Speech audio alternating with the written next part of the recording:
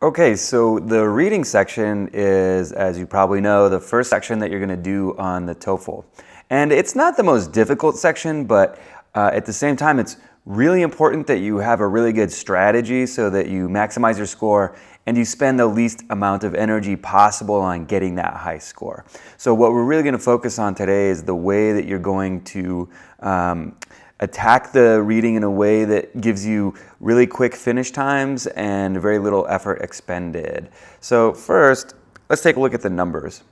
The most important number is 60. That's the number of minutes that you're going to have to complete this test under most circumstances. That can change a little bit. You're going to have 3 texts on a standard TOEFL test, and that can also change a little bit. But you will generally have 36 questions. Sometimes you'll have more. And the reason that you have more questions is that sometimes they give you a 4th text, an extra text. And if they do that, you have more questions and you'll have an additional 20 minutes. The thing with that extra text is that you have just volunteered to be a humanitarian and torture future generations of TOEFL takers. And what that means is that 3 of the texts will make up your score, and a 4th text is going to be, they're using it to evaluate for use in general circulation on normal tests. So one of the texts will not be part of your score, but you have no idea which one it is and there's nothing you can do about it. So you have to do all 4 texts in the best possible way that you can. Okay, the next thing to think about is time, because time is many times on the reading section a little bit of a problem, but once you get used to time, then it'll be no big deal. Okay, the source of the problem is that you can go back and forth between questions, and you can also go back and forth between texts. So you can start the test, do question 1, do question 2, and then think to yourself, I want to go to the next text and see what that looks like. So you can go to text 2 and do questions 10 and 11 if you want. That's good on the one hand because you can do whatever you want, but on the other hand, you are the only person that can maintain this 20 minutes per text ratio. So at 20-minute intervals, you have to say, I must move to the next text no matter what. And you always have to keep that 20-minute per text speed. Okay, here's the important part, the strategy. So down here on the left, you can see a version of the TOEFL reading test. And as you can see, you have the questions and you have the text at the same time. So the real question is, do you read the text first or do you read the questions first? This is something that's going to be the basis of your strategy. So what do you think? Do you read the text first? No. Do you read the questions first? What do you think? Maybe. Yes. The reason is that if you read the text, you will not remember all the information you need to answer the questions. So it's kind of a waste of time.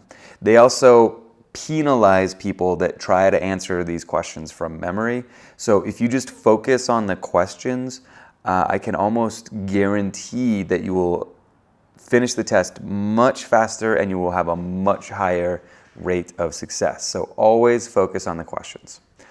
All right, the next thing that you need to understand is that the way they form these questions is very mechanical and it always follows a very distinct pattern because they can't just create questions randomly. They have to be able to justify why they create these questions. So what you're going to do is reverse engineer what they were thinking when they made these questions.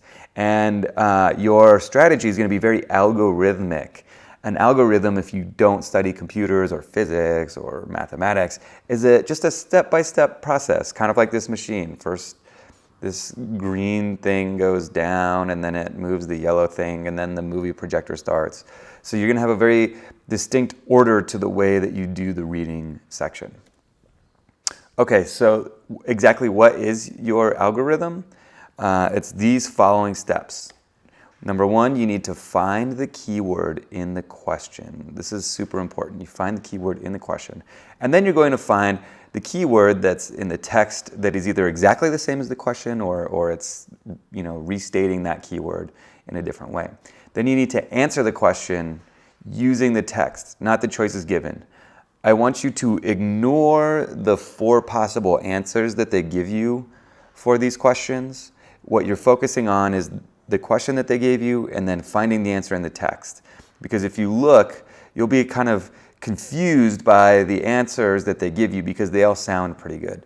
So the final thing that you do is you relate the answer that you got from the text and try to match it as best you can to the 4 options that they give you. All right, let's take a look at an example. This is another TOEFL reading exam. And as you can see, you have the text on the right and the questions on the left. And so to complete our algorithm, the first thing that we do is we read the question and find the keywords. So in paragraph 1, the author explains the concept of energy expenditure. I think that is the keyword. And what is this question asking me for? How does the author explain this concept? Okay, so now what I need to do is look for the keyword over in the text. And if you notice in at the end of that first sentence, you see expend energy, okay. And then right after that, the expenditure of energy is essentially a process of budgeting. Okay, so now I know that I've found these 2 keywords and I need to pull the answer from the text. I know that the answer almost always, maybe 80% of the time, is immediately after the keywords. So it's going to have something to do with a process of budgeting, whatever that is.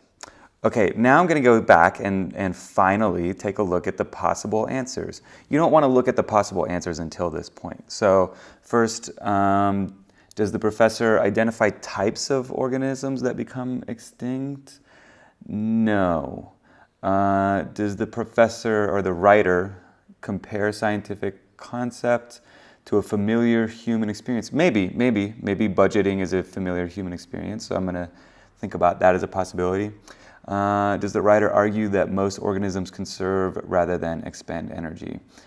Maybe. And finally, do they describe the process of growth, reproduction, and metabolism? Well, let's see. I'm going to say it's this item, and here's why. Budgeting is when you control your own money in a way that is very prudent. So really, why are options 3 and 4 not correct?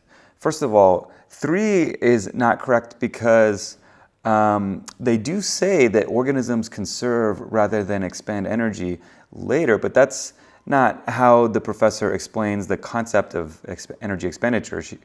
The writer just says that organisms do that.